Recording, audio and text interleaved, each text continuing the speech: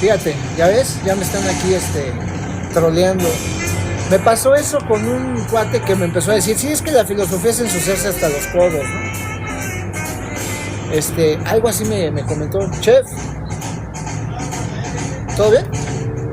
Oye, chef, ¿me regalas un espresso de esos poderosos tuyos? Ya. El gran chef me va a hacer unos poderosísimos expresos. ¿Por qué lo mataste? Tenía calor el extranjero. Exacto, mira. Sí, exacto. Te voy a ser honesto. De Camus ahorita vamos a empezar a abordar juntos.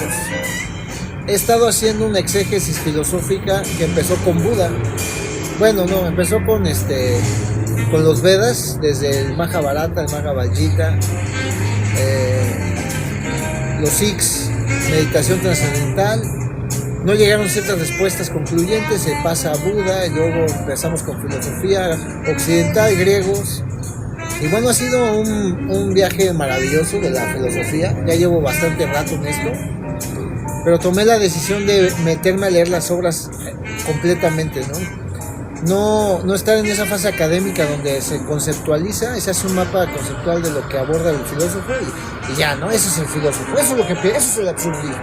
Camino es esto, es un reduccionismo colosal y brutal, ¿no? Entonces en este canal, pues bueno, los que ya tienen tiempo aquí, pues se dan cuenta que abordamos las obras a profundidad y sobre todo que usamos las armas del filósofo para aplicarlas a nuestra realidad, a como vemos el fenómeno, ¿no? Hablando de fenómenos, voy a poner la cámara frontal para ver si logran ver cómo la gente se saca de onda cuando me ve hablando solo, ¿no? A mí me da una risa.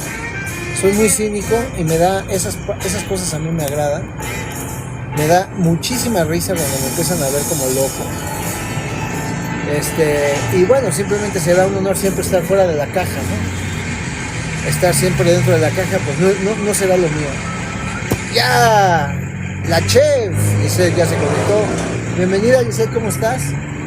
Tan razonable como representar una prisión de un tipo por otra diferente es representar algo real por algo que no existe. Con eso abre Daniel Defoe en esta obra de la peste, ¿no? Ya, pues creo que ya estamos todos, peripatéticos están todos, creo que nada más falta Sol, ¿no? En Chile y Isis. No sé Isis qué onda yo. Ya sé, Isis anda de mochila al hombro. Anda haciendo practicando su certeza sensible en viaje, algo extraordinario. Bueno, pues vamos a hacer el preámbulo de la lectura, vamos a ver quién es Camus, un poquito sobre él, antes de meternos a esta gran obra, ¿no? Dice, Albert Camus fue un filósofo novelista, gracias chef, ensayista, periodista y dramaturgo francés. Nacido en Argelia, francesa. Se lo considera el padre del absurdismo. A pesar de que él mismo rechazó este título, su trabajo estuvo fuertemente influenciado por Schopenhauer, por Nietzsche y el existencialismo alemán, y sus obras rescatan del nihilismo la idea de la libertad individual, aunque el escritor se mantuvo conscientemente alejado de este movimiento durante su trayectoria. En 1957, a los 44 años de edad, ganó el Premio Nobel de Literatura por el conjunto de su obra y a día de hoy es considerado como uno de los grandes de la literatura mundial por sus novelas de considerable profundidad filosófica, que dejaron una marca indeleble en la concepción del mundo en el hombre moderno. La variedad de su obra es envidiable y, aparte de sus novelas, nos dejó numerosos ensayos y escritos de no ficción, obras de teatro, cuentos y hasta obras inconclusas. En este volumen se encuentran recopiladas varias de sus obras más relevantes e importantes, ordenadas por género y fecha de publicación. Las novelas como nos comentaban aquí, es El extranjero, publicada en 1942, La peste, que es la que vamos a leer, en 1947, y La caída, 1956. La recopilación de cuentos El exilio y el reino, en 1957, y el ensayo filosófico El mito de Sísifo, 1942. Pues bueno, si ya están listas, pues vamos a arrancar. ¿Qué les parece? ¿Ya arrancamos? ¿Ya ahorita?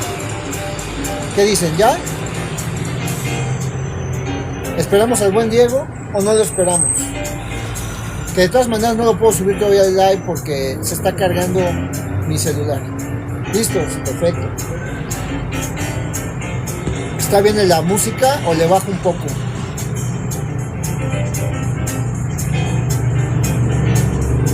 ¿Está bien la música o le bajo un poco?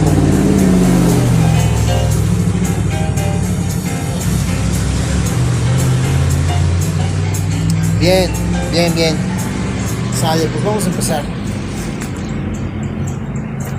Los curiosos acontecimientos que serán narrados en esta crónica ocurrieron en la ciudad de Orán en 1940 y quiobo, le da a entender el autor.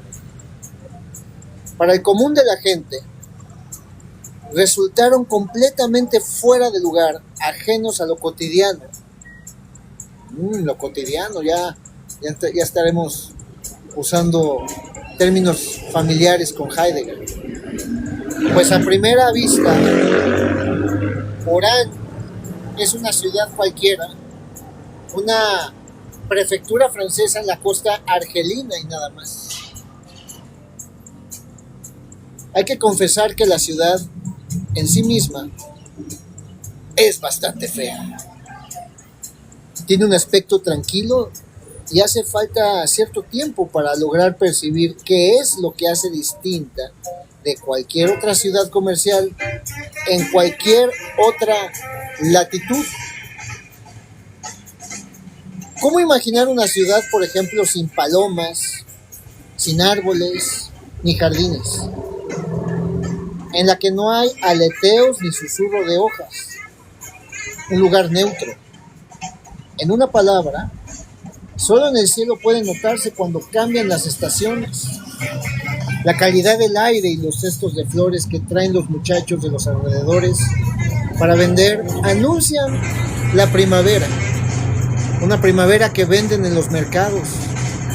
En el verano, el sol abraza las casas resecas y sus muros se ven cubiertos por una ceniza gris. Solo se puede vivir a la sombra que ofrecen las persianas cerradas. En cambio, el otoño es un diluvio de barrio y podría decirse que solo hay días buenos en invierno. La mejor manera de conocer una ciudad es descubrir cómo se trabaja, cómo se ama y cómo se muere en ella. En Orán, por el clima, todo esto se hace de la misma manera, con un aire frenético y ausente. Es decir, la gente se aburre y se dedica a adquirir hábitos. Los ciudadanos son muy trabajadores, pero trabajan solamente con el fin de enriquecerse. Hay mucho interés por el comercio y, en sus propias palabras, se ocupan principalmente de hacer negocios. Como es de esperarse, también disfrutan de las distracciones simples. Las mujeres, el cine, los baños en el mar. Pero de manera muy sensata reservan el disfrute de estos placeres para los sábados después del mediodía. Y los domingos dedicados al resto de los días de la semana a producir dinero. Por las tardes, tras terminar sus trabajos, la gente se reúne a una hora fija en los cafés. ¡Oh, maldita sea! Pasean por un determinado bulevar o se asoman al balcón. Los deseos de los jóvenes son violentos y efímeros, y los vicios de los mayores no van más allá de las juergas los banquetes entre amigos y las reuniones donde se juegan a las cartas. Podría decirse, sin duda, que esto no es particularmente especial de nuestra ciudad y que todos nuestros contemporáneos son así.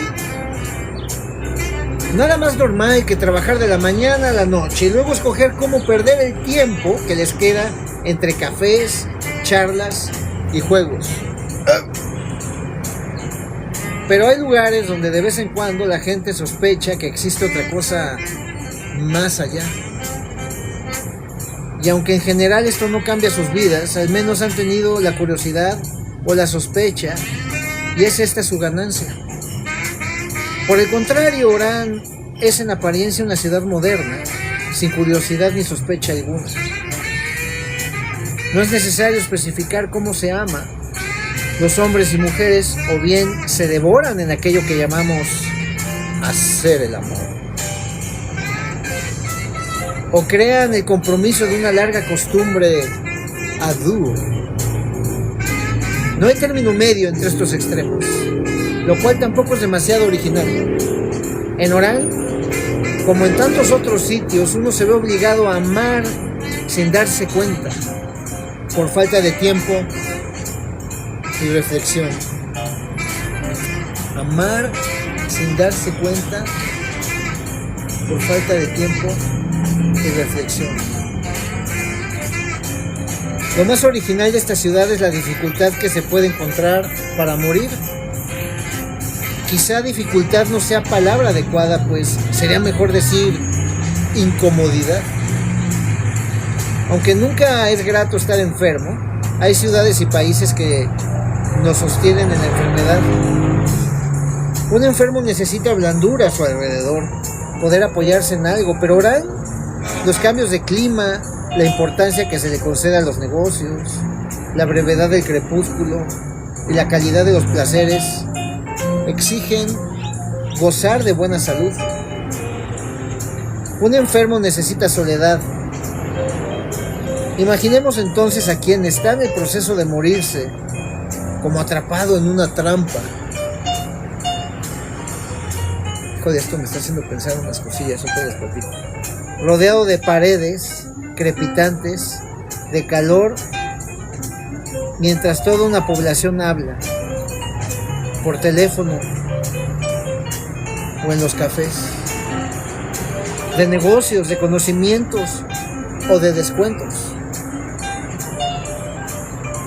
Puede entenderse entonces lo incómodo de morirse. Esto está potente, ¿eh? No sé ustedes, pero me llegaron las imágenes, pero brutales. Muy visual, ¿eh? Muy visual el camino. Incluso de la muerte moderna cuando ocurre en lugar tan seco como este. Esta breve descripción da probablemente una idea suficiente de nuestra ciudad.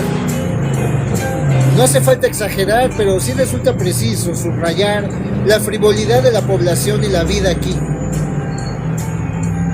Los días pasan fácil cuando se adquieren hábitos, y dado que Orán favorece la formación de hábitos, puede decirse que todo va bien. Si lo vemos así, la vida no es muy apasionante.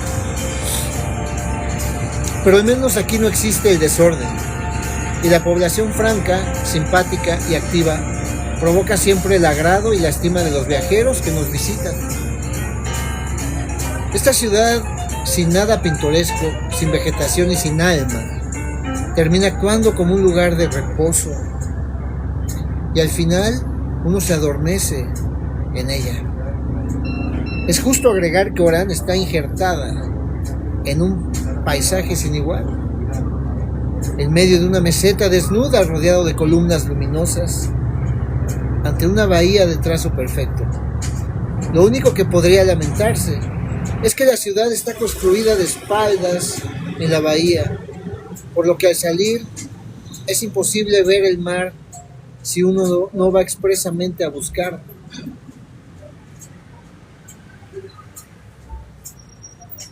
Hay más de lo que la narrativa superficialmente está diciendo aquí. Es imposible ver el mar si uno no va expresamente a buscarlo.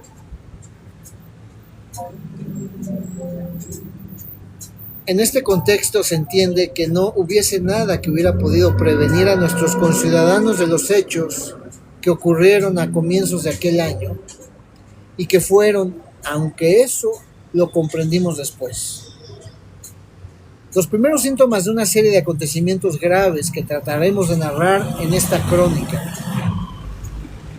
Para algunos, estos acontecimientos resultarán naturales, mientras que para otros serán inverosímiles.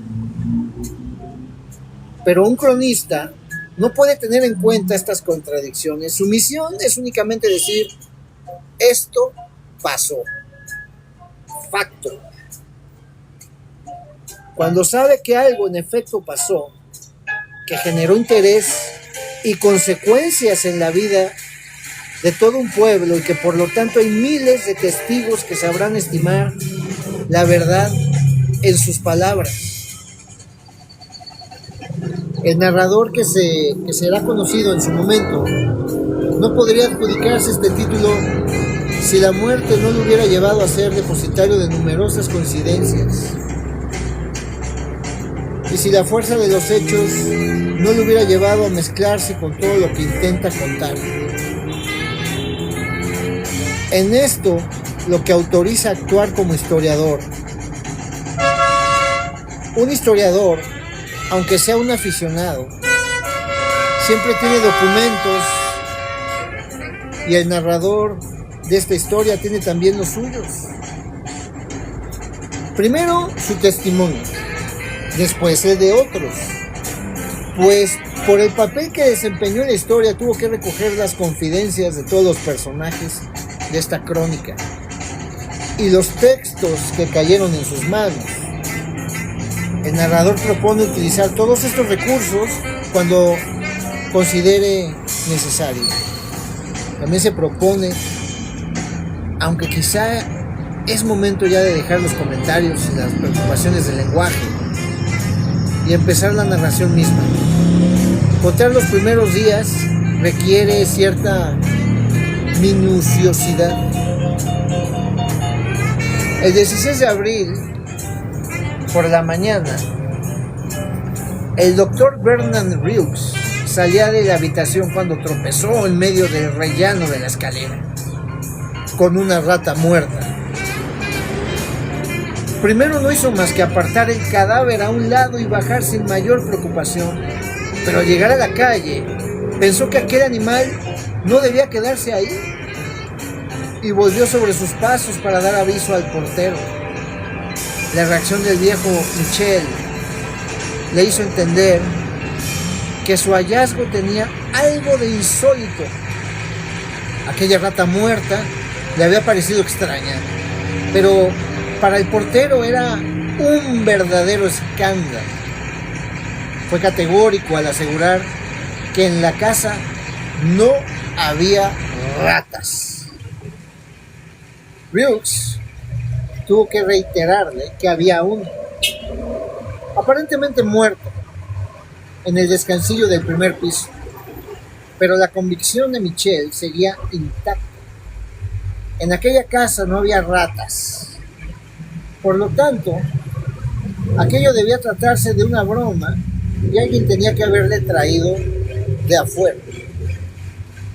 Aquella tarde Bernard Reeves estaba en el pasillo de la casa, buscando sus llaves antes de subir a su piso, cuando del fondo oscuro del corredor vio surgir una rata de gran tamaño, con el pelaje mojado, que se movía torpemente. ¡Rayos! Es supervisual esto. Maldito Bergson, destapaste en mí cosas. Henry Bergson, lean a Henry Bergson, ya lo estaremos abordando. Ahí están Peripatéticos Henry Bergson, es importante que lo lean. Ahí está anclado en el chat. Buscando sus llaves antes de subir a su piso, cuando en el fondo oscuro del corredor vio surgir una rata de gran tamaño con el pelaje mojado que se movía torpemente. El animal se detuvo como buscando el equilibrio, echó a correr hacia el doctor se detuvo, giró sobre sí mismo con un pequeño gemido y finalmente, ¡pum!, cayó, echando sangre por el hocico entreabierto. El doctor contempló la rata por un momento y luego subió a su casa. No estaba pensando en el animal, aquella sangre le había devuelto a lo que le preocupaba. Su mujer estaba enferma desde hace un año y al día siguiente partiría a la montaña. La encontró acostada en su cuarto, como le había ordenado, para prepararse para el esfuerzo del viaje. Le sonrió. Me siento muy bien, le dijo. El doctor miró aquel rostro a la luz de la lámpara de la cabecera. Para él, esa cara, a pesar de sus 30 años y del sello de la enfermedad, sería siempre el rostro de la juventud, seguramente por la sonrisa que disipaba todo lo demás. Intenta dormir, le dijo. La enfermera vendrá a las 11. Yo la llevaré al tren a las 12. Yo las llevaré al tren a las 12. La besó en la frente ligeramente húmeda y la sonrisa de su mujer le acompañó hasta la puerta. Vamos a hacer una dinámica aquí a ver si les parece, porque a muchos les gusta ver el texto que estoy leyendo. Entonces, veamos si así pueden ver la obra.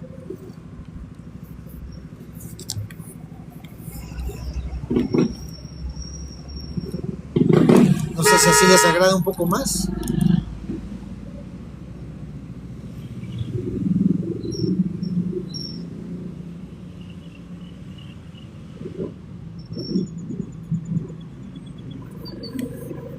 Y por hacer mi estúpido y sensual ajuste, ya me perdí, maldita sea.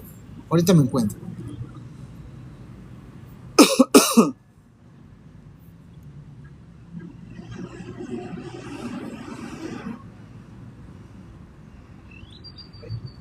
Bueno, quizá es el momento ya de dejar los comentarios y las precauciones del lenguaje. Voy a regresar un poco. La narración misma, contar los primeros días, requiere cierta minuciosidad.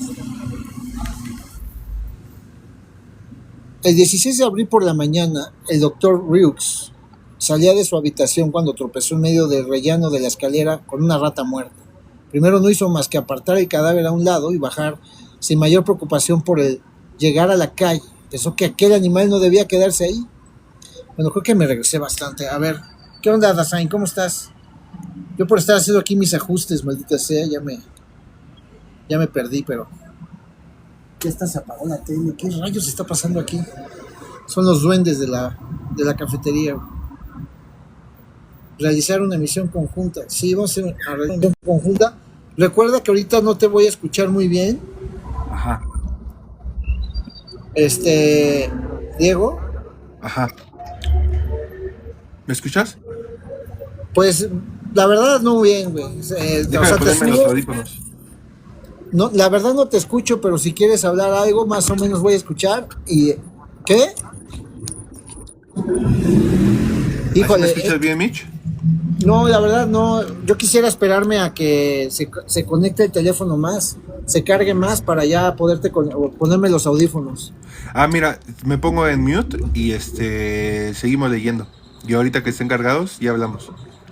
Sí, vamos a hacer esto. Cuando quieras hablar de algo de lo que estoy leyendo, escríbelo y ya paro y empiezas a hablarlo. Sí, Mitch. ¿Va? Vale. Y ponte en feedback, ¿no? Porque sí se ve raro.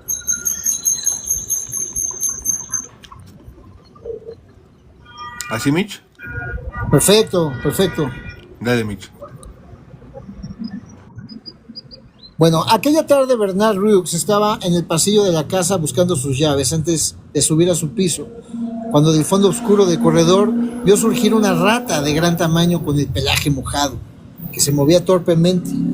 El animal se detuvo como buscando el equilibrio, echó a correr hacia el doctor, se detuvo y giró sobre sí mismo con un pequeño gemido y finalmente cayó echado sangre por el hocico entreabierto. El doctor contempló la rata por un momento y luego subió a su casa. No estaba pensando en el animal. Aquella sangre le había devuelto lo que le preocupaba. Su mujer estaba enferma desde hace un año y al día siguiente partiría a la montaña. La encontró acostada en su cuarto como le había ordenado para prepararse para el esfuerzo del viaje. Le sonrió. Me siento muy bien, le dijo. El doctor miró aquel rostro a la luz de la lámpara de la cabecera. Para él, esa cara, a pesar de sus 30 años y del sello de la enfermedad, sería siempre el rostro de la juventud, seguramente por la sonrisa que disipaba todo lo demás. Intenta dormir, le dijo. La enfermera vendrá a las 11 y yo la llevaré al tren a las 12. La besó en la frente ligeramente húmeda y la sonrisa de su mujer le acompañó hasta la puerta. Al día siguiente, el 17 de abril a las 8, el portero lo detuvo cuando salía para decirle que algún bromista de mal gusto había puesto 3 ratas muertas en el pasillo. Debían haberlas atrapado con trampas muy fuertes porque estaban llenas de sangre. Le contó que había permanecido largo rato parado en la puerta, todas las ratas colgando por las patas a la espera de que los culpables se delataran. Pero no había pasado nada. El doctor, intrigado, decidió comenzar sus visitas del día por los barrios más alejados, donde vivían sus clientes más pobres. Ahí la basura se recogía por la tarde y su coche rozaba las latas dejadas al borde de las aceras en las calles rectas polvorientas de aquel barrio. En una calle llegó a contar una docena de ratas tiradas sobre restos de legumbres y trapos sucios.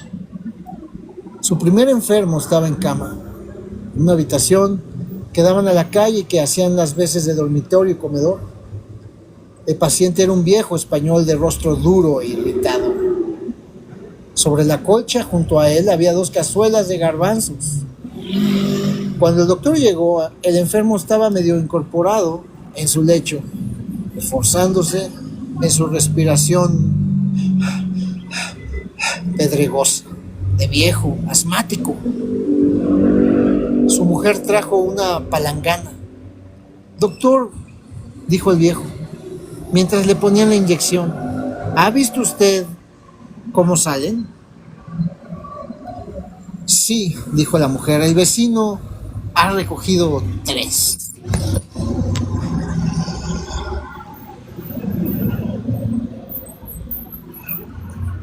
Hay muchas, se ven en todos los basureros. Es el hambre. Brooks pudo comprobar enseguida que todo en el barrio se hablaba de las ratas. Terminó sus visitas y volvió a casa. Hay un telegrama para usted, le dijo el viejo Michel. El doctor le preguntó si había visto más ratas. No, le respondió el portero. Estoy al acecho y esos cochinos no se atreven. En el telegrama, la madre de Brooks le anunciaba que llegaría al día siguiente para ocuparse del hogar mientras se ausentaba la enferma. La enfermera había llegado ya cuando el doctor entró a su casa y vio que su mujer estaba levantada en traje de viaje y con colorete en las mejillas. Le sonrió. Está bien, le dijo, muy bien. Poco después ya de la estación, la instaló en el vagón. Ella se quedó mirando el compartimiento. Todo esto es muy caro para nosotros, ¿no? Es necesario, dijo Brooks. ¿Qué es eso de las ratas? No sé, es algo muy extraño. Ya pasará, después le dijo apresuradamente que le perdonara por no haberla cuidado más allá. La había tenido muy abandonada. Ella movía la cabeza como pidiéndole que no siguiera, pero él añadió: Cuando vuelvas todo irá mejor. Empezaremos de nuevo. Sí, dijo ella con los ojos brillantes, empezaremos de nuevo. Se giró para el otro lado y empezó a mirar por la ventana. En el andén, la gente iba con prisa y se atropellaban unos a otros. Oyeron el silbido de la locomotora. Brooks la llamó por su nombre y cuando se giró, vio que tenía la cara cubierta de lágrimas. No, le dijo con dulzura. Ella volvió a sonreír un poco crispada tras las lágrimas. Respiró profundamente y dijo: vete, todo saldrá bien. El doctor la apretó contra su pecho y ya en el andén del otro lado del cristal solo podía ver su sonrisa. Cuídate mucho, le dijo, por favor. Pero ella no podía oírle. En el andén, antes de salir, Brooks tropezó con el señor Otón, el juez de instrucción, quien iba con su hijo de la mano. Le preguntó si iban de viaje y el señor Otón, vestido con un hombre de mundo como un sepulturero, le respondió con una voz amable pero breve. ¡Ay! Pero qué tal yo apuntando hacia donde no era. Espero a la señora Otón, que ha ido a saludar a mi familia. La locomotora silbó. Las ratas, dijo el juez. Brooks se movió de la dirección del tren, pero finalmente se giró hacia la salida. Sí, respondió, no es nada. Lo único que podía recordar de aquel momento era que pasó un empleado de la estación llevando un cajón de ratas muertas. Ese mismo día por la tarde, al comenzar sus consultas, Brooks recibió la visita de un joven que le dijo que era periodista y que había venido ya por las mañanas. Su nombre era Raymond Rambert y era pequeño, de un hombre macizo, expresión decidida y mirada clara e inteligente. Rambert vestía un traje típico sport y parecía estar bastante a gusto con su vida. Fue directo al punto. Estaba trabajando en un artículo para un importante periódico en París sobre la condición de vida de los árabes y quería datos sobre el estado sanitario de aquella región. El doctor le dijo que no era bueno, pero que quería saber antes de ofrecerle más información si el periodista podía decir la verdad en su artículo. Evidentemente, le dijo Rambert, quiero decir, si puede usted expresar una desaprobación total. Sí, no hace falta decirlo, pero creo que no existe fundamento para una desaprobación total. Brooks le respondió con suavidad. Le dijo que, en efecto, no había fundamentado para una desaprobación total del estado de las cosas, pero que al hacerle aquella pregunta solo había querido indagar si el testimonio de Rambert sería o no sin reserva alguna.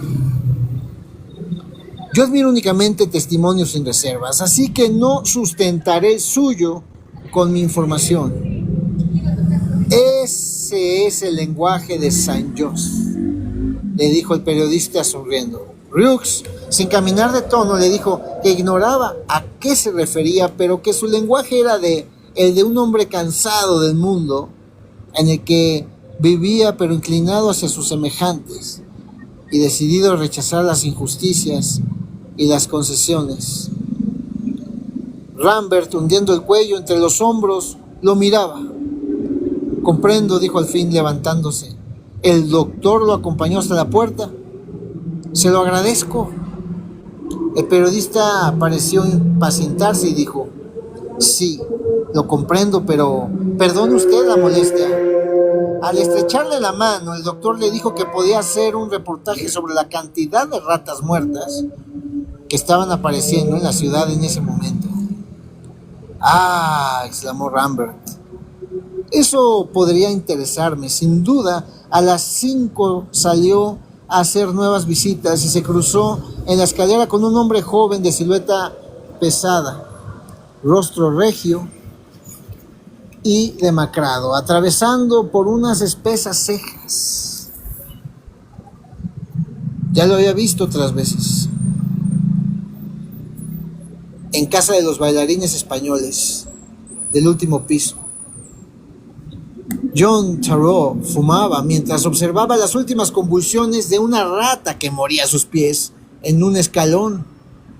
Miró al doctor con sus tranquilos e insistentes ojos grises. Le dijo los buenos días y comenzó lo extraño de la aparición de tantas ratas. Sí, dijo Rux, ya empieza a ser irritante. De cierta manera, doctor. Solo de cierta manera. Nunca habíamos vivido nada similar, esto es todo. Pero yo lo encuentro interesante, positivamente interesante. Se pasó la mano por el pelo para echárselo hacia atrás, miró otra vez a la rata, que yacía inmóvil, y le sonrió a Rux. Y sobre todo, el doctor, esto es asunto del portero. El doctor encontró al viejo Michel delante de la casa, recostado en el muro de la entrada, con una expresión de cansancio en el rostro. Sí, ya lo sé, le dijo el portero a Rux, que le señalaba el nuevo hallazgo. Las encontramos ahora de 2 en 2 o de 3 en 3. Es lo mismo en otras casas. Michel parecía abatido y preocupado. Se frotaba el cuello con un gesto maquinal y el doctor le preguntó cómo se sentía. El otro no podía asegurar que no se sintiese bien, pero se encontraba un tanto desmoralizado. En su opinión era un asunto moral. Aquel tema de las ratas lo tenía preocupado y todo mejoraría cuando hubiesen desaparecido. Pero el día siguiente, el 18 de abril, Rux encontró al portero todavía más desencajado. Cuando volvía de recoger a su madre en la estación, una docena de ratas ocupaban la escalera del sótano hasta el tejado. Los basureros de las casas vecinas también estaban llenos de animales muertos. Sin embargo, la madre del doctor recibió esta noticia sin mayor sorpresa. Son cosas que pasan, dijo la mujercita de pelo plateado y ojos negros y dulces. Me alegra volver a verte, Bernard. Las ratas no cambian eso. Son cosas que pasan, dijo la mujercita de pelo plateado y ojos negros y dulces. Me alegra volver a verte, Bernard. Las ratas no cambian eso. Él asintió ciertamente con su madre. Todo parecía siempre más fácil. Rux llamó al servicio municipal del exterminio de ratas, pues conocía a su director. Había oído hablar de la gran cantidad de ratas que salían a morir al aire libre. Mercier, el director, había oído hablar del asunto. Oh, maldita sea, déjame, doy un pega al café.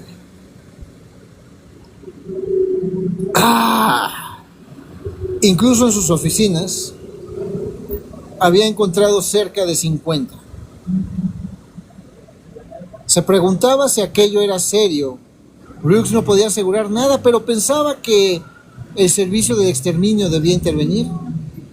Sí, dijo Mercier, con una orden. Si crees que es necesario, puedo tratar de obtener una orden. Creo que siempre es necesario, dijo Rux. Su criada acababa de informarle que habían recogido varios cientos de ratas muertas en la gran fábrica donde trabajaba su marido. Más o menos en este momento nuestros conciudadanos empezaron a inquietarse. A partir del 18, las fábricas y los almacenes desbordaban de centenares de cadáveres de ratas. Incluso había sido necesario ultimar a algunos animales cuyo sufrimiento se prolongaba demasiado. Desde los barrios más alejados hasta el centro, por todos los lugares que Rux atravesaba, en todos los lugares de reunión de los habitantes de Orán, las ratas estaban amontonadas en los basureros o alineadas en el arroyo, La prensa de la tarde se ocupó del tema desde ese día, cuestionando si la municipalidad actuaría o no, y qué medidas de emergencia se habían tomado para librar a la ciudad de aquella repugnante invasión. Y aunque la municipalidad no planeaba intervenir, aún no había tomado medida alguna. Se reunieron en consejo para deliberar al respecto.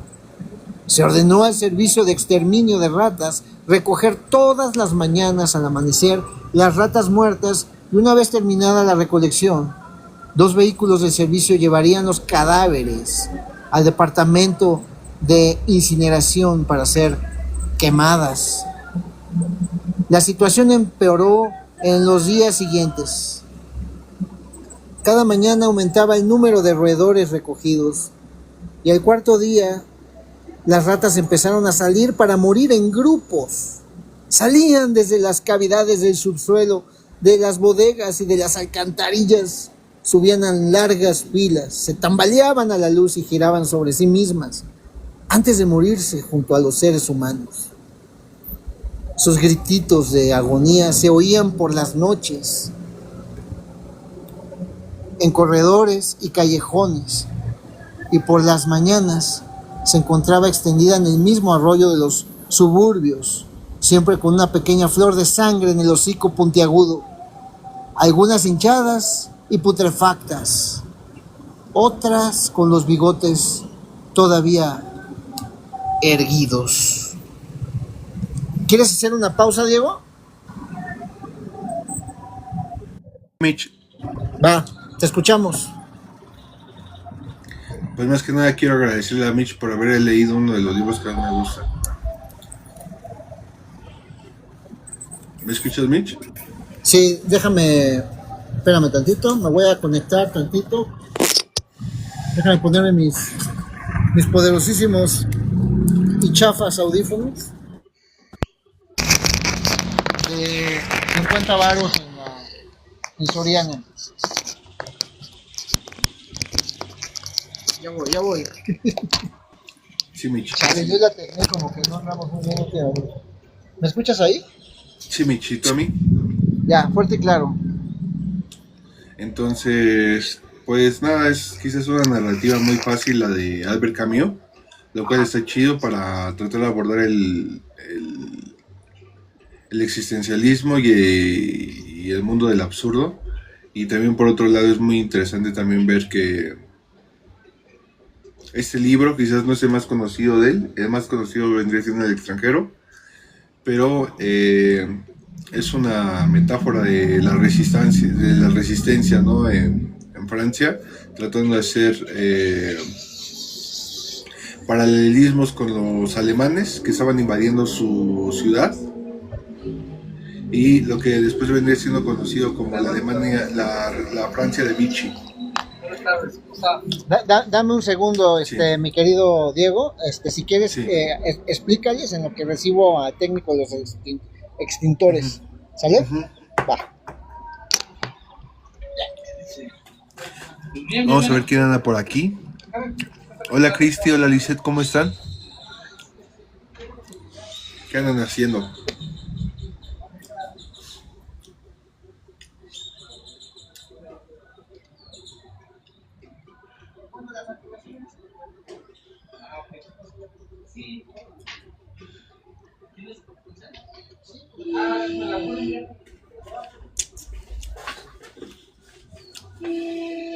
Hola Lisette, gracias Lisette. Entonces, pues a mí me encanta mucho El extranjero. El extranjero comienza con la línea famosa de yo echada en mi consultorio acabo de comer. Hola Cristi, provechito. El extranjero comienza con la famosa frase de ayer o tal vez antier murió mi mamá. Y quizás es la frase más famosa del existencialismo, junto con la pregunta que hace en el mito de Sísifo, sobre que nada más hay realmente para Albert Camus una verdadera pregunta: si esa vida vale la pena ser vivida o no. Dice Cristi Rivas, así es. Cristi, había visto que habías participado el otro día acerca de la plática que hicimos de autismo. Perdón, te fuiste y ya no pudimos conversar contigo porque se había subido Freya y empezamos a debatir entre varios. Pero de nuevo tus aportes son muy buenos y bienvenida al grupo de los peripatéticos. Nos enaltece tener personas muy curiosas y muy inteligentes en el mismo grupo, perdón, como nosotros, Mitch y... Sí, por supuesto, Cristi, luego platicamos y si tienes la oportunidad de subirte también sería muy buena. Aquí tengo algo de información acerca de la peste. Dice, el tono narrativo es similar al de Franz Kafka, sobre todo en el proceso en el que las sentencias potencialmente tienen varios significados. A menudo el material hace resonancia puntual como alegoría cruda sobre la conciencia de los eventos y la condición humana. Camus hace un homenaje oblicuo a El proceso. Franz Kafka quizás es el primer escritor del absurdo y uno de los más grandes escritores de la lengua alemana. Vamos a hacer una pequeña sinopsis de este libro. El narrador se presenta como un testigo de lo ocurrido durante la epidemia de peste que azotó a la ciudad de Orán, siguiendo los pasos de cada uno de los personajes que de una u otra forma estuvieron involucrados en lo que significó la enfermedad para el pueblo. El lector Ryu, médico de la ciudad, se sorprende tras la muerte de uno de sus pacientes. Consultando a su colega el doctor Castell, se nota que el cuadro clínico además que es la aparición paralela de centenares de ratas muertas en las calles de la ciudad y alertan a los médicos ante la sospechosa de un posible brote de peste bubónica. ¿Listo? ¿Ya estás ahí, Mitch? Ya. Estaba diciéndoles que el modelo literario es un poco parecido al de Franz Kafka, el más conocido, quizás el primer escritor del absurdo. Quizás podremos encontrar otros escritores pequeños, pero Franz Kafka yo creo que es el básico para esta introducción a lo que es el existencialismo, tomando a Bergson, a Heidegger, a Kierkegaard como pilares de este nuevo constructo que se está realizando acerca de lo que es las dos vías, tanto la de Jean-Paul Sartre como la de Albert Camus. La vía de Sartre es un existencialismo humanista, mientras que la de Albert Camus, la del existencialismo del absurdo. Les comentaba también acerca de la primera frase de la obra del extranjero, donde comenta Meursault que acaba de morir su madre, quizás hoy, quizás ayer, pero no lo sabe aún con certeza. Esta obra es más larga que El extranjero, quizás tendrá una prolongación de 200 a 300 páginas y entre medio quizás sean 270 páginas, a diferencia del extranjero que son 110 páginas. Albert Camus se le ha publicado también a Albert Camus el libro de El mito de Sísifo y El hombre rebelde, y la obra de teatro de Calígula, además de prosa sobre su vida, que es el último hombre, el libro que le dedicó a su papá. ¿Y qué más podemos decir? Albert Camus nació en Argel, mientras Argel era todavía una de las provincias de Francia, y se desarrolló dentro de una infancia pobre, pero llena de amor y vinculada al deporte. A Albert Camus le gustaba el fútbol. Él era un portero, muy buen portero, y le encantaba hacer mucho deporte a lo largo de su vida. Trágicamente murió como él mismo lo habría dicho en alguna etapa, que no había nada más absurdo que fallecer en un choque automovilístico, y de hecho él murió en un choque automovilístico. Él iba a tomar un tren, pero decidió bajarse e irse con su acompañante en carro, y ahí fallecieron los dos. Tuvo muchas parejas, era un Don Juan, donde también la figura de Don Juan la abarca en el libro de El hombre rebelde, y me parece que también en El mito de Sísifo. Y eso es más que nada lo que queremos agregar acerca como marco histórico de esta obra que se está haciendo como alegoría de la invasión de los alemanes a Alemania, a Francia, y creando lo que es la Francia de Vichy. ¿Qué quieres agregar, Michelle?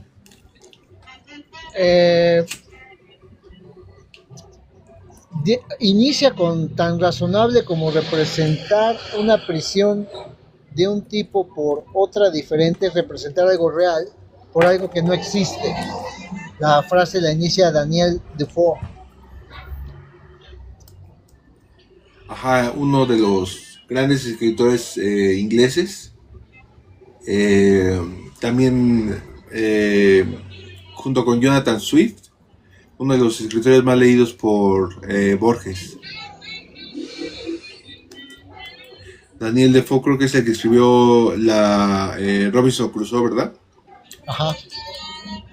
Una de las obras más con más alegorías y más metáforas que podemos encontrar de esa época. Digo, también estaba Emily Bronte, estaba Jane Austen en esa época, pero Robinson Crusoe es una joya, ¿no? Es una...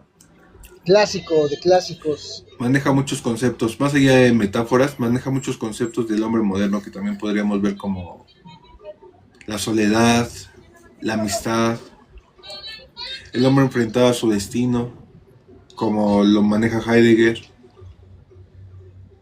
Oye, ahorita que dijiste de lo del choque automovilístico, que él muere, fíjate que hay unas teorías conspirativas donde precisamente Camus no simpatizaba con las tertulias del Partido Comunista.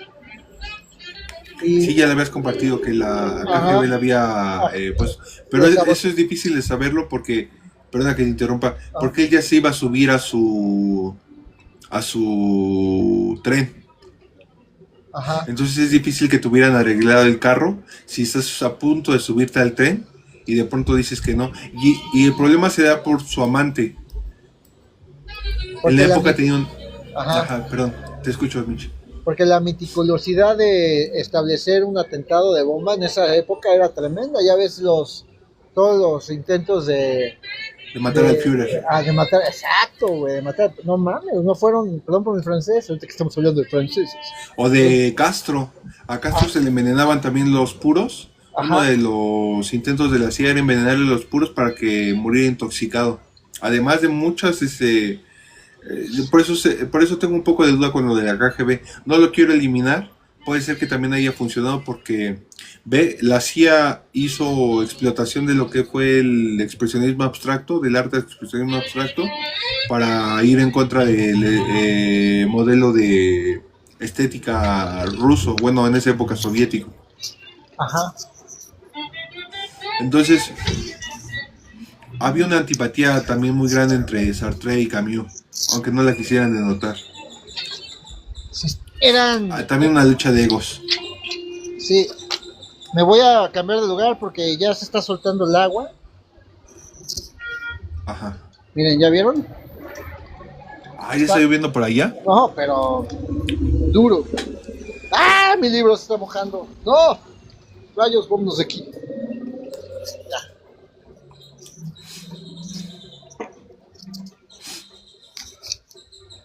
Excelente. Quizás el nuevo look de Mitch es un nuevo ciclo. Exacto, un nuevo look. Exacto. Es el fin es el estado de Yecto, güey. Ya. Te quiero presentar a un amigo después que es matemático. Ajá. Que quiere ser piloto. Ahorita ¿sí? Está trabajando de sobrecargo. Y también fíjate, tengo una nueva alumna en la clase de italiano que quiere ser sobrecargo. Por eso se metió a aprender italiano y francés. Ya. Oye, pues si quiere ser piloto, le gusta la mala vida, entonces. Dice que le van a dar una beca ahí en Volaris. En Volaris, que necesita cumplir 5 años de sobrecargo para después poder ser piloto. Su cuñado es piloto. Ajá. Es un amigo que estudió matemáticas y le encanta también el existencialismo. Se llama Gonzalo. Ya. No, pues ahora sí que yo tuve muchos alumnos que eran sobrecargos y se hicieron pilotos. Pues la verdad les costaba mucho trabajo, no eran, no actuaban desde el privilegio, ¿no? O sea, de que la familia con lana que te paga la carrera, es una carrera muy cara, ¿Sabes qué hace Mitch? A que, ver, tú corrobórame. ¿Se van para Texas o es más barato en Texas el combustible? Y se pueden estudiar allá porque tú tienes que pagar. Tuvo una vez un instructor de Home Depot que era piloto, era de Alaska. ajá, Se llamaba, tenía un nombre vikingo. Era Olaf, Jung, no, Bjorn, era, a ver, no otro. Ese es cantante, Ragnar, Ragnarok. Ragnarok. Me Luego, alegra saber que Odín me espera con un festín. nos decía incluso que el combustible en Alaska es el más barato, creo que de todo Estados Unidos. Y por eso se le dio la oportunidad de tener esa carrera de piloto aviador. De Pues tan sí, cara que es la carrera. sí, se van a estudiar a Texas, al Alfa Tango, bueno, entre otras, se van ahí, pero hay un pequeño detalle que hay que ¿Cuál? mencionar aquí. El, la habilidad que desarrolla un piloto en territorio mexicano, con la geografía que nos caracteriza, es, perdón, pero es superior a los entrenamientos en Estados Unidos de Norteamérica. Hay más Simplemente, planicies, ¿no? ajá, tienen un aeropuerto, cada 5 millas hay un aeropuerto. Tienes una emergencia, hay un aeropuerto. Aquí no hay eso. Te tienes que enfrentar a las condiciones climatológicas y saber volar en montaña. Condiciones de vuelo sumamente peligrosas y estresantes, las cuales pues pueden ver que su servidor se les hicieron aquí la pista 05 derecha y la 05 izquierda, ¿no?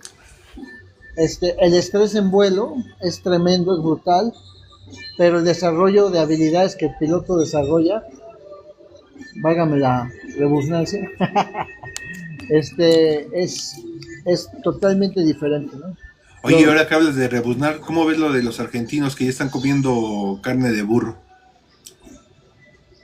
Pues yo la verdad es que no sé qué pensar, tengo, no sé si decía extrañeza, güey, por la capacidad literaria, ¿no? Y de comprensión que caracteriza al pueblo argentino, sobre todo en cuestiones de Perdón. filosofía. Pero no sé qué esté ocurriendo, la verdad es que, la verdad, mi postura ahorita, mi querido Diego, es la suspensión del juicio. Ahorita estoy suspendiendo el juicio, aunque eso simplemente estoy observando. Es siendo uno de los países con más ganado vacuno de todo el mundo. Es como si, Dice, ajá, perdón, dime. es como si tuvieras como aquí en México, lo que decían, tenemos muchísimo petróleo y tenemos que importar la gasolina. Ya. Allá es algo peor porque tienen muchísimo ganado vacuno, lo exportan a Japón y ellos tienen que comerse lo peor de la carne. Pues habrá que ver qué acontece, ¿eh? Porque sí es algo muy, muy extraño el fenómeno que está ocurriendo. Ya ves también con nuestras camaradas allá Chile. en Chile, ¿no? Lo que está pasando en Chile, pues está muy raro. Ya estábamos hablando hasta del el nivel de lectura que tienen estos países como para que se estén abordando estos fenómenos así. O sea, tal vez no sé, ya es más entretenimiento o es lectura sin comprensión. ¿Ves que decía la coja filosófica decía, es que aquí no leemos? O sea, ella todavía siente más ambición para seguir leyendo más, algo que no se encuentra aquí en México, y además los problemas que tienen para lo que comentaba su tesis del tercer grado, para el desarrollo de la escritura, para personas con distonía o parálisis cerebral. Yo he escuchado a muchos europeos que llegan a... Ahí te escribieron, ¿por qué dejaste de pilotear? Pues yo volé muchos años, primero estuve en las Fuerzas Federales, estuve 10, 11 años. Salgo porque la procuradora en ese momento acaba con la división de intercepción aérea y pues a toda la división nos dan de baja con la absurda criterio diciendo que pérdida de confianza porque éramos empleados de confianza según ellos. Después de eso me dedico a la instrucción de vuelo, al paracaidismo, era piloto instructor de paracaidistas y después me metí a la aviación ejecutiva. Estuve volando en una empresa en Toluca, Servicios Aéreos Across. Estuve de capitán de Caravan ahí un tiempo como piloto de la gobernadora. Ya me vale madre, yo le voy a decir, de Claudia Pavlovich. Y bueno, de repente pues los equipos se tuvieron que regresar a Toluca. Viene el cambio de gobierno, no sé qué pasó ahí, estaban muy nerviosos, empezaron la Pavlovich, ¿no? Ajá, Pavlovich. Vendieron los equipos que yo volaba, había una transición para los jets, me pusieron en transición para los jets, pero no sé qué pasó. Al parecer fue un tema de recorte de presupuesto, vendieron los equipos y pues nos dieron las gracias. No se dieron ahí las cosas que se tenían que haber dado laboralmente, se tuvo que recurrir a una instancia y hubo una represalia por parte de la empresa con algo que se llama boletinaje. Es una práctica que se hace en la oscuridad, ilegal, donde si alguien exige algo que por derecho se debe de dar, se boletina para que no encuentre rápido algún tipo de trabajo. En el caso de la aviación, está sujeto a revalidaciones y cosas que son sumamente caras, ¿no? Ahí tienen el caso del piloto de Magni Charters, ¿no? Que ahorita está tratando de recuperar su licencia por haber parado una aeronave por condiciones de seguridad. Todo el mundo lo cuela de loco y que secuestró un avión. No era ningún loco, era una persona con pensamiento racional que tuvo el valor de parar una aeronave, enfrentarse al sistema por no poner en riesgo a todos los pasajeros. Pero yo no pude revalidar mi licencia. Cuando pido mis documentos, se retrasan un poco, se vence mi licencia, empiezo yo a pedir trabajo en estas aerolíneas y primero que ya estaba yo grande, ¿no? La edad para el capitán eran 40 años y el copiloto 32 años, ¿no? Entonces ya estaba yo fuera del rango. Luego, después de indagar, me dicen que estaba yo en una lista de boletinaje donde pues la represalia laboral pues no se hizo esperar. Y la verdad también que yo ya estaba cansado, nunca estaba en casa, no veía a mis hijos, y bueno, fue una situación muy, muy difícil, la cual yo ya decidí hacer lo que me gusta, ¿no? Y pues me enfrenté a varias situaciones en las cuales pues mi vida cambió radicalmente, ¿no? Pero te puedo decir que ahora vivo mucho más tranquilo que antes. Antes estaba muy angustiado, vivir siempre estresado y ya vámonos, todo urge, estar volando ahorita con estas condiciones de vuelo. Ahorita yo digo, ay, qué bonita la lluvia, la niebla y todo, pero cuando estás arriba, maldita sea, no quieres ver eso, ¿no? Y bueno, ya me super extendí. No, está bien, Mitch, eso casi no lo sabíamos de ti, sigue. No, ya. Si quieres, vamos a hacer una pausa en lo que menciona Lisette acerca de lo de las pirámides de Teotihuacán. Pues fue un zafado, ¿no? Una persona radical que era seguidor de Bowling for Columbine, la película, y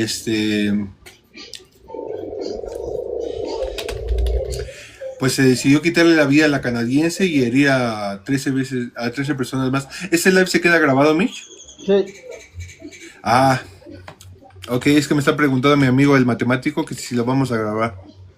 Sí, de hecho se puede meter al perfil y puedes acceder a la parte de lives y ahí lo puedes ver.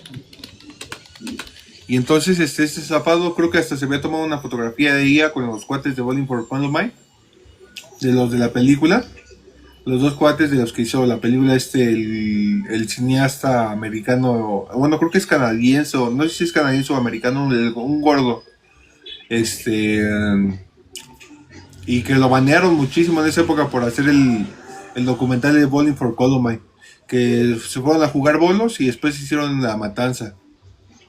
Sí, sí. Es la. Es una. Sería interesante ver cómo, cómo hay esta pérdida de identidad donde la persona no sabe quién es, ¿no? Está buscando identificarse con ciertas estructuras en un nihilismo mal enfocado, ¿no? Viene a ser una destrucción de algo que él considera genial, ¿no? Es un bombardeo de lo que la gente, el sistema nos está constantemente diciendo lo que hay que hacer. El aceleracionismo puro. Aceleracionismo puro. Ciertamente estos son fenómenos que no se estaban observando tan fuerte en México. Claramente este cuate quiso pasar a la historia, güey. O sea, se subió a las pirámides, güey. O sea, no estuvo que el clásico en el metro de la escuela. No mames, se subió a las pirámides, güey. El clásico. No manches, güey, ¿no? O sea, no porque... No sé si viste ya la grabación cuando le está diciendo. Habla como taco, güey. Habla como taco. Como una persona le estaba escribiendo en los comentarios cuando suben la grabación en el TikTok. Ajá. Que les empieza a decir, y tú corta eso, pero habla así como si fuera un cómic, güey. Ajá, exacto. Es muy interesante si la puedes escuchar o si ya la escuchaste. Dice, y tú corta eso, malditos perros, ya les dije que aquí no vienen a tomar fotitos y chingaderas. Y además, ¿sabes qué utiliza? Utiliza pronombres españoles. Está totalmente alienado a eso, o sea, ya está extraviado, está perdido, está en caída y se aliena a eso. Y ese es su mundo, esa es su meta, eso es lo que quiere hacer. Es como el personaje Erostrato, pero el que quema. Erostrato, el que quema. Hace la quema, güey.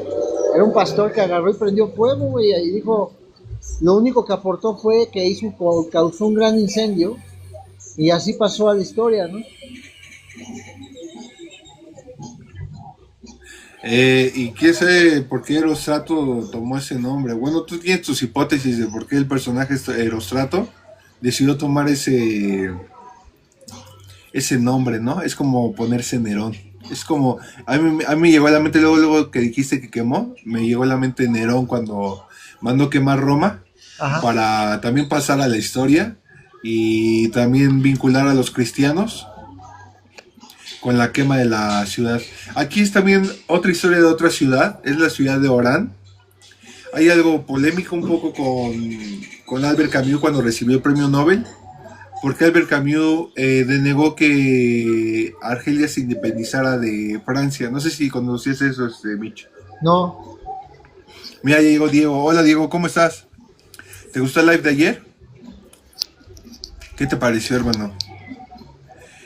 Sí, Mitch, muchos argelinos le decían, pues está bien que haya sido nacido aquí en Argel, pero pues güey, es Argel para los argelinos, güey. Ustedes, los franceses se tienen que regresar a su país, ya conquistaron, ya hicieron colonia, pues ya regrésense, güey. Aunque hayas ganado el Nobel y estés abogando por la gente de acá de Argel, en realidad no te conviene.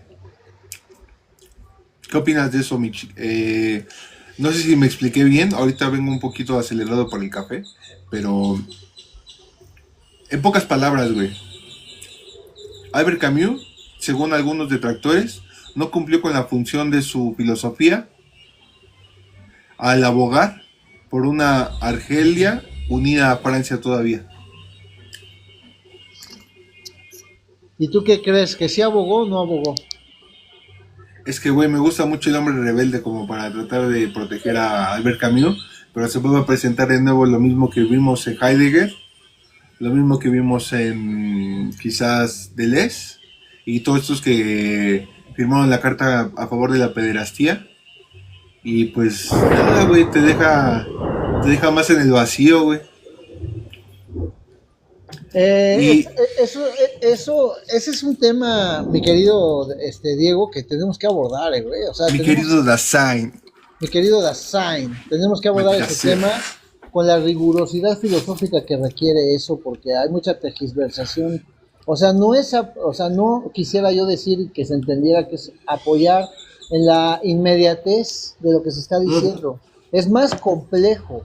Ajá, es que lo que le señalan es que está haciendo una apología del colonialismo, güey. Ajá, exactamente. Es una apología del colonialismo. Y cómo es que hay que ver desde dónde están parados para pensar es Y si no hubiera ganado el Nobel, no le hubieran dicho nada, güey.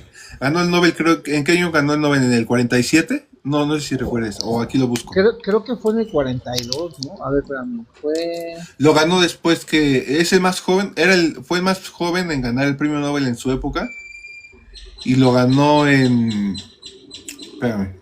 En 1957. 57, perdón, me equivoqué por 10 años. A los 44, ay, güey, yo dije 42, pero en el 42 fue cuando escribió El extranjero. Ajá, mientras estaba todavía en el campo y estaban haciendo la Resistance. Viva la Resistance. Viva la Resistance. ¿Cómo ves, Mitch? ¿Se mojó tu libro? Sí, pero ya se secó. Todo bien. Vivirá. Y hasta incluso podríamos hacer vínculos de lo que pasó en Teotihuacán con El extranjero, güey. Ándale, eso estaría interesante. Acerca del absurdo. Lo que acabas de comentar acerca de la alienación, güey. Y de la primera pregunta, perdón, nada más con esto cierro. La primera pregunta que viene, que es la que le había comentado a esta Lisette y a esta, y a esta Christy, acerca de lo que es la primera sentencia, o no, la primera sentencia del libro de El extranjero, del mito de Sísifo. Ya hablamos de la primera sentencia del libro de El extranjero, acerca de la muerte de la mamá de Meursault, pero lo que comenta en el mito de Sísifo, solo hay verdaderamente una cuestión filosófica importante, el de si vale la pena la vida ser vivida o no. Él, indudablemente, refiriéndome a la persona que se tomó la vida y tomó la vida de la canadiense allí en las pirámides de Teotihuacán, después de que estaba herido, unos podrían decir, no, güey, se suicidó porque ya estaba herido y ya le iban a caer y todo, pero yo creo que él ya había llegado con la idea de que se iba a suicidar siguiendo el ejemplo de esos héroes, los de Columbine, los dos chavillos. Y también era un chavo, creo que tenía 27 años, 27, sí, tiene 27 años el que hizo este atentado. Solo existe un problema filosófico realmente serio. El suicidio. Juzgar si la vida es digna o no debe ser vivida es responder a una interrogante fundamental de la filosofía.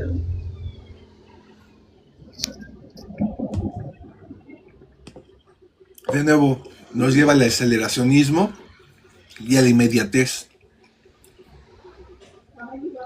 El cuate quizás ser una persona con futuro, quizás incomprendida. No es tratando de hacer una apología al atentado que hizo, pero pues nosotros no estamos como en Estados Unidos, güey, que hay una alineación más gigante, ¿no? Aquí todavía vas a la tienda y te dicen buenos días, buenas tardes. Pero sin embargo, digitalmente sí ya hay una invasión digital tanto en estas plataformas. Esta misma plataforma es una plataforma desfrontalizadora. Esta misma plataforma es una lobotomía. Bastará nada más con scrollear un poco para ver la sarta de estupideces que se transmiten luego, ¿no? Mira, yo tengo una teoría, Mitch. No sé si ahorita México del 2020, ¿ves que luego dicen México en el presente es como está retrasado 20, 30 años, luego así? No sé si México del 26, con la tecnología digital que llegó, podríamos decir lo que es los Estados Unidos de los 90, que es cuando, o de los 2000, cuando ya apareció este problema de Columbine. ¿Qué opinas? Esa es una hipótesis que yo tengo. Pues sí, tiene sentido lo que dices. Dice Diego, también es mucho por el sistema político. Ciertamente el sistema político va a influenciar porque... Ciertamente, chiquillos y chiquillas, el sistema político siempre va a influir porque es la ideología dominante del momento, es el aparato ideológico del Estado que normaliza las sentencias que dicen de qué es lo que está bien y qué es lo que está mal. échale a eso una pérdida onticoexistencial, como dice Heidegger, y una alienación a esto con una falta de comprensión a lo que es el absurdo o el nihilismo, ¿no? Que ahora todo el mundo se dice nihilista, ¿no? Ay, dice el nihilismo. Me sacaron de un foro, bueno, me quisieron sacar de un foro donde precisamente estaba mi ¿Cuándo no? querido, mi querido profesor, amigo Diógenes Larcio. Ah, ¿te Estaba, iban a sacar de ahí? no, él no. Me pidieron que me sacaran, pero después borraron los comentarios. Porque, gracias, porque estaban hablando de nihilismo, yo hablé de nihilismo vitalista. Y me empezaron a decir, ja, ja, ja, ¿cómo nihilismo vitalista? Sáquenlo, que quién sabe qué, y me empezó a decir, se ve que este cuate googleó o Ajá. investigó y encontró precisamente que es el nihilismo vitalista y borró inmediatamente todo, ¿no? Entonces, hay una falta de comprensión, tanto lingüística como conceptual, de lo que es el nihilismo, ¿no? Se, será esto analizado con las armas fenomenológicas, filosóficas de Nietzsche, de Camus, de Schopenhauer, de, para poder pensar por qué Camus está hablando de esas formas, ¿no? Claramente vemos una influencia tremenda de Schopenhauer y de Nietzsche, ¿no crees? Ahí dice un comentario, Diego. La vida me gusta mucho menos que ayer, pero me gusta vivir o vivirla. Vamos a anclar tu comentario. ¿Por qué no puedo anclar tu comentario? Hay algunos que no puedo anclar. Sí, como lo que comentabas, más allá sería más relacionado con Proudhon y su anarquismo, ¿no? El inicio del nihilismo. Ajá. Y las obras de Dostoyevsky. Y anarquismo, ¿no? También comprender el anarquismo, porque pues es, yo soy anarquista, y luego, no, soy muy anarquista, pero de derecha, de izquierda, ¿qué anarquismo? Sindicalista. Ajá, sindicalista. Y ya cuando dices eso te quedas así de, ¿a poco hay eso? No, pues entonces nada más es la inmediatez, el fluir, el disolverse en eso, ¿no? Entonces, pues sí será interesante que relacionáramos este fenómeno que se está dando, porque está pasando. Es algo que de facto ya fue, ahí estuvo, ¿no? Ya el, valdrá la pena verlo desde el rizoma. Mira, dice Diego, creo que el nihilismo y el estoicismo es algo que no se entiende. Lo comentaba mucho Mitch con la entrada de Zenón aquí a Live. Entró como espíritu fatuo, y nos hizo saber realmente qué es el estoicismo, en forma y en sustancia. Si no se puede contemplar un nihilista con sustancia, entonces simplemente es fórmulas de autoayuda, o fórmulas o aforismos de autoayuda. Exacto. Reciclados del librito de Sambors, ¿no? Y que no mantienen una materia en sí. O sea, inicia quizás con alguna cita de Marco Aurelio y termina en el pinche gimnasio. Sí, porque para esa concepción neoestoica solamente existe Marco Aurelio, Séneca y Epicteto, ¿no? Nada más, son los únicos. Y pareciera que el estoicismo es esculpir el cuerpo, ¿no? Y un profundo narcisismo, güey. Y todo por frases, güey. A mí me encantan las frases porque me aparecen en Facebook y luego las meto aquí, pero todo por frases, güey. ¿Cómo puedes desvincular una estructura a una sola frase? Es como Nietzsche. A Nietzsche lo puedes agarrar eso me pasa a mí, güey. Yo creo que en eso estoy totalmente de acuerdo con Nietzsche y me siento ligado a él, porque a Nietzsche lo puedes agarrar en curva en un aforismo, güey, en una sentencia. La explicas mal o la tomas mal y lo agarras en curva Nietzsche.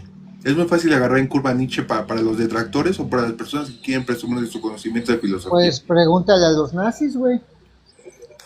No así Hegel, güey. ¿No? Sí, hay que preguntarle a los nazis, además de su sentimiento esotérico, y de su vinculación con antiguos problemas de generación y de eugenesia, algo que platicamos el otro día con Lisette, hacia la poca multiplicidad que tenían. Ya habíamos hablado de los 6 conceptos según las lecciones de Italo Calvino, de lo que es una obra que puede ser a posteriori famosa o vinculante y original. Tiene que tener multiplicidad, tiene que tener coherencia, tiene que tener ligereza, tiene que tener rapidez. Me faltan 2, tiene que tener también... se me va, maldita sea. Oh, maldita sea, ese lo tengo anotado al lado de mi cama. Aquí los podría bajar, pero a lo que voy es a eso. Quizás no hay esa conceptualidad de esos 3, y lo pone, mira, dice Diego, yo solo estoy de acuerdo con Nietzsche en que soy increíble. Hoy me di cuenta que soy el Borges mexicano. Te merecemos, Diego. Te merecemos, porque los argentinos no se lo merecen. No, llegó muy sencillo y muy compacto. Nada más creo que son 2 libros además de los de Bioy Casares, quizás eran 4 libros que escribió de narrativa. O de prosa más bien. No, de narrativa, ya de prosa son más las lecciones, pero sí, ya hablábamos el otro día con Erostrato acerca de su amor hacia los homosexuales de Michelangelo.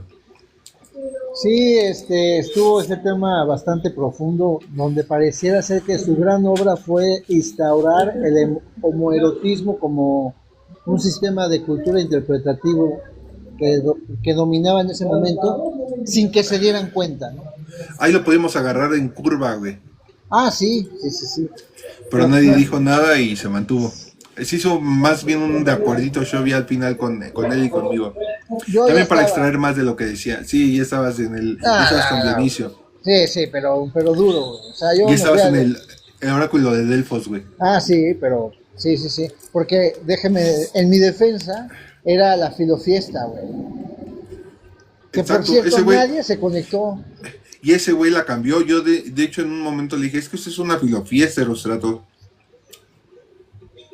Y Erostrato así como, nada más escuchó el grillo en el fondo. Y cayó un rato y después dijo, sí, pero tienes que checar que el homoerotismo que manejó Michelangelo lo introdujo. Pues sí, pero también introdujo muchísimas cosas. No podemos sindicalizar la obra de Michelangelo, sindicalizar, güey. O sea, volverla colectiva, ¿no? Ándale. Dice Diego, hoy me di cuenta que puedo sentir demasiadas cosas con algo tan sencillo. Puede pasar una chica guapa al lado de mí y se me ocurren 9,000 cosas para escribir y no la conozco. Dasein. Quizás era el perfume que te dejó en la habitación. Exactamente, ese es el Dasein, Diego. Oye, ya acabaste Ser y Tiempo, yo ya lo acabé el día de ayer, por eso nuevo look. Y empezaremos a leer toda las obras. Peste. La Peste, vamos a leer tengo todo Camus aquí, de sus obras selectas. Aventaremos una buena leída a Camus y dejaremos que la barba crezca. Estoy viendo los comentarios, espérame. Sí. Ahí está la Llorona, güey, atrás de ti, güey. A cada rato, güey. Oye, pero sí mencionábamos acerca del absurdismo. Bueno, del absurdo. Lo absurdo más bien del existencialismo que hay en esta obra de La Peste.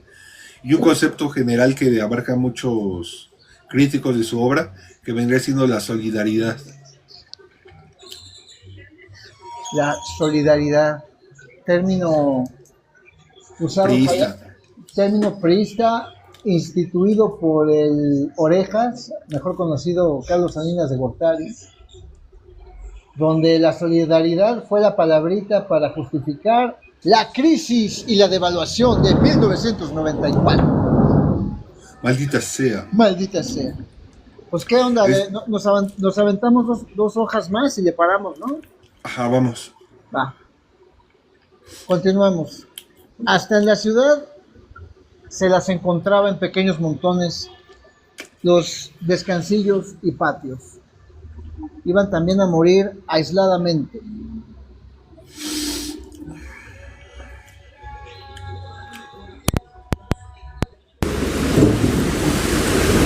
En salones administrativos, en los patios de la escuela, hasta en las terrazas de los cafés, los ciudadanos estupefactos las encontraban en los lugares más frecuentados de la ciudad. Los cadáveres ensuciaban la plaza de armas, los bulevares, el paseo de Front de Mer. Aunque la ciudad era limpiada de animales muertos, cada amanecer durante el día iban apareciendo poco a poco cada vez más numerosos. Más de un paciente nocturno llegó a sentir bajo su pisada la masa elástica de un cadáver reciente. Podría decirse que la tierra bajo nuestras casas estaba purgando, dejando subir a la superficie los forúnculos y las linfas que minaban interiormente. Podemos imaginar la sorpresa de nuestra pequeña ciudad tan tranquila, hasta entonces conmocionada en pocos días como un hombre de buena salud que de pronto se enferma. La situación llegó hasta el punto que la agencia de Ransdorf, encargada de ofrecer informes, investigaciones y documentación, ya se están dejando caer los rayos aquí, completa como cualquier asunto, informó en su emisión radiofónica que solamente el día 25 habían sido recogidas y quemadas 6.231 ratas. Híjole, qué feo está esto, porque ya sabemos a qué está haciendo referencia que amigo aquí. Esta cifra que daba una idea del espectáculo cotidiano que la ciudad tenía ante sus ojos aumentó la confusión de sus habitantes. Hasta este momento nadie había pensado en aquel fenómeno como algo más que un accidente un poco repugnante, pero se daba cuenta de que aquella situación cuyo origen y amplitud podían precisar empezaban a ser amenazadoras. Solamente el viejo español se frotaba las manos y repetía con una alegría senil: salen y salen. El 28 de abril, la ansiedad común llegó a su cima cuando Ransdorf anunció que se había recogido cerca de 8.000 ratas. Se acusaba a las autoridades y pedía que se tomaran medidas radicales. Incluso quienes tenían casas junto al mar hablaban de irse. Sin embargo, al día siguiente la agencia informó que el fenómeno había cesado repentinamente y que el servicio de exterminio había recogido únicamente una cantidad insignificante. La ciudad respiró. Sin embargo, ese mismo día, mientras el doctor estacionaba su coche delante de la casa, vio venir por la calle al viejo Michel. Caminaba con la cabeza inclinada, penosamente, con los brazos y piernas separados del cuerpo. Iba apoyado en el brazo en un cura que Rux reconoció. Era el padre Panelux, un jesuita erudito y brillante, muy estimado en la ciudad, con quien había hablado algunas veces. El doctor los esperó. El portero tenía una respiración sibilante y los ojos relucientes. Estamos en la página, va a ser relativo porque son las obras selectas de Camus. Y híjole, no te puedo dar la página, pero sí te puedo decir que todavía no pasamos ni el 1, ¿no? Es que son las obras selectas, mira. Son varias obras. Oye, qué bonita está, ¿no? La portada, ¿no? ¿Qué te parece, Diego? Sí, está muy bonita. Muy, muy bonita. Sí, como el proceso de Kafka. Ándale. Tenemos aquí la lectura de La Peste y una tertulia bastante interesante que tienen los chefs de fondo. Entonces, pues bueno, aquí nada más era cuestión de concentrarse un poco. Bueno, la situación llegó hasta el punto que ya leímos esto, ¿no? Penosamente, la ciudad respiró. Sin embargo, De ese mismo día, mientras el doctor estacionaba su coche delante de la casa, vio venir por la calle el viejo Michel. Caminaba con la cabeza inclinada penosamente, con los brazos y las piernas separadas del cuerpo. Iba apoyado en el brazo de un cura que Rux reconoció. Era el padre Panelux, un jesuita erudito y brillante, muy estimado en la ciudad, con quien había algunas veces hablado. El doctor los esperó. El portero tenía la respiración sibilante y los ojos relucientes. Había salido a tomar un poco de aire porque no se sentía bien, pero los dolores en el cuello, las axilas y las ingles los habían obligado a pedirle ayuda al padre Panelux. Me están saliendo bultos, seguramente he hecho algún esfuerzo. Al oír esto, el doctor sacó el brazo por las ventanillas y recorrió con los dedos la base del cuello de Michel. Sintió como se les estaba formando una especie de nudo de madera. Acuéstese y tome la temperatura. Vendré a verle por la tarde. El portero se fue y Rux le preguntó al padre Panelux que qué pensaba él de aquel asunto de las ratas. Debe ser una epidemia, dijo el padre. Y sonrió con los ojos detrás de las gafas redondas. Después de comer, Rux estaba releyendo un telegrama del sanatorio en el que le anunciaba el regreso de su mujer. Cuando sonó el teléfono era un antiguo cliente empleado del ayuntamiento a quien Rux había atendido gratuitamente, pues era pobre cuando había sufrido de estrechez de la aorta. Se decía ya que me recuerda, pero esta vez no se trata de mí. Venga enseguida, le ha pasado algo grave a uno de mis vecinos. Había urgencia en su voz. El doctor pensó en el viejo Michel y decidió que quería verlo luego. Unos minutos después llegaba a la puerta de una pequeña casa en la calle de Faldeher, un barrio alejado de Jostbrand. El empleado del ayuntamiento le esperaba en medio de una escalera fría y maloliente. Era un hombre de unos 50 años, alto y encorvado de hombros estrechos y bigote amarillo. Ya está mejor, dijo caminando hacia Rux, pero creía que se moría. Se sonó la nariz en el segundo y último piso, escrito sobre una puerta a la izquierda con la tiza roja. Rux leyó: entren, me he ahorcado. Entraron. Una cuerda colgaba del techo atada a la lámpara. Y debajo había una silla tumbada. La mesa estaba apartada hacia el rincón y la cuerda colgaba hacia el vacío. Vamos a pararle aquí, mi querido Diego, porque la acústica está brutal. Como pueden saber, en esta cafetería todo se escucha, pero hay una... Híjole, un rebote de ruido aquí tremendo, Diego. Pero vamos a quedarnos hasta aquí, ¿no? Con lo que vimos de Camus. ¿Qué te parece?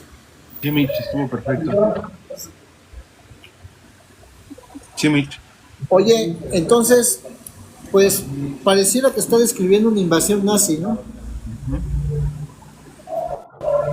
La quema de las ratas pudiera ser también una alegoría de los campos de concentración, ¿no? Sí. Es brutal, es muy gráfico, es muy visual, las imágenes no se dejan venir a la mente, como lo que decíamos de Bergson. Sí, es muy visual. Mucha imagen, mucha impresión que nos deja.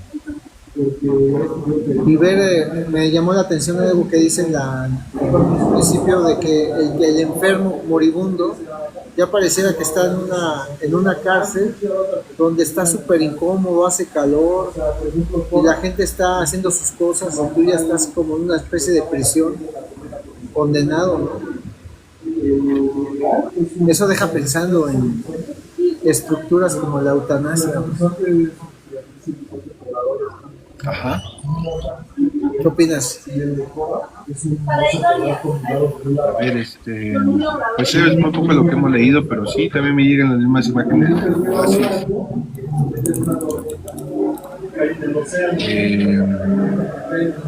El exterminio y de la realización que se está dando apenas en ese momento de la novela. Así es, mi querido Dasein. Mira nada más cómo se escucha. La voz rebota. Están hablando normal. Nada más que la acústica que se hace aquí es tremenda. A mí me da risa porque luego estamos en la cocina y estamos hablando de algo. Y en esta mesa se escucha lo que dices en la cocina. Y en la cocina se escucha lo que se dice en esta mesa. Entonces es bastante curioso, hay que fijarse lo que anda uno diciendo aquí. Está bien, Mitch. Oye, pues muchas gracias. Ahí ya empezamos con la peste de Albert Camus. Vamos a llevárnosla así. Ahorita salieron varias cosas a analizar y varias propuestas a analizar sobre la relación del nihilismo, la alienación con respecto a este tirador que tuvo estos desafortunados eventos en Teotihuacán, la ciudad de los dioses. Mátalos a todos, ¿verdad? Mátalos a Estamos todos. aquí. Todos están contra ti. Pues lo dirás de broma, pero ese bombardeo de cosas, o sea, hay GTA, güey, todos los que están ya jugando juegos, güey, donde se normaliza el abatir a alguien, pero dicen, no pasa nada y es permitido, porque es una manera virtual que no es real. Pero no es real ¿dónde, güey? ¿Hasta dónde llega lo real ahí, güey? O sea, porque en tu cabeza es real, o sea, tú estás participando en eso, hay una alimentación ahí de algo que está consumiendo esto que acaba manifestándose en el acto, güey. Tiene la hiperrealidad. La hiperrealidad, y estos son potencializadores, güey. Hay una potencia que se está desarrollando ahí previa al acto, güey. Estúpido y sensual Aristóteles. Será lo que menciona para Baudrillard de la hiperrealidad, me parece. No sé si es. Sí, creo que es Baudrillard. Sí, pues sería muy interesante empezar a relacionar esto. No sé si tengas chance de anotarlo. Bueno, tú vas anotando todo, ¿ah? De las cosas que van saliendo aquí importantes para abordarlas después, porque me he dado cuenta luego que estamos platicando que tomaste apuntes de algo que dijimos y yo me quedo así de, oh rayos, yo no apunté nada, maldita sea. No es valioso, Mitch. No, mira, cero vanidad, güey. No tengo pedos con eso. Luego se decepcionan. Me dicen, ¿por qué te rasuraste? A mí me... No, ¿para qué te referías, Mitch? Dije, todo es valioso. Ah, ¿Qué pensaste? Dice, te entendí, no eres vanidoso. Ah. Y en la cocina han de haber escuchado otra cosa. Seguramente. Mitch, estuvo muy padre el live. Hay que seguir con la dinámica. A ver, pregúntale al chat, a ver si tiene alguna pregunta.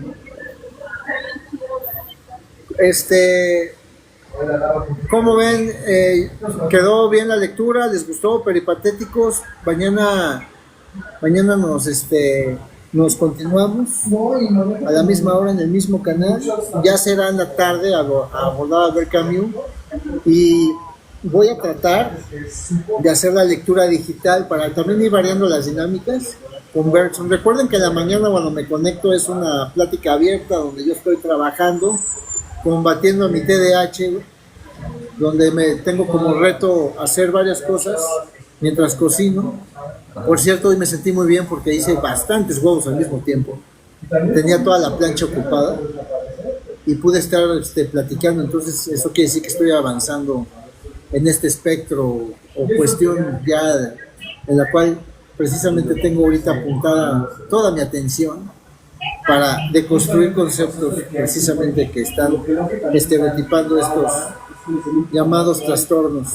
¿Ya cuántos peripatéticos tienes nuevos? Pues ya hay bastantes, ahorita se agregó Mars, se agregó ¿La hija de Verónica? Ajá.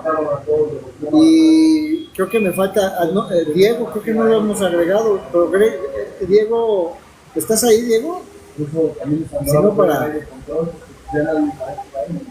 para ver. Pero bueno, yo creo que ya le paramos ahorita a mi querido Diego, porque sí está pesado. Digo, es una narrativa muy digerible, pero ciertamente pues también hay que hacerlo a un buen ritmo, ¿no crees?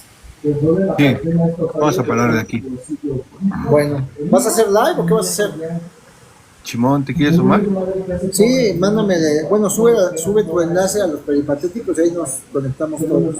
Vale, nos vemos al ratito. Bueno, pues Saludos, muchas amigos. gracias. Gracias, esto fue una lectura de un poco de La Peste, con unas opiniones bastante interesantes por parte de Diego y de todos sobre cuestiones que pasaron en Teotihuacán.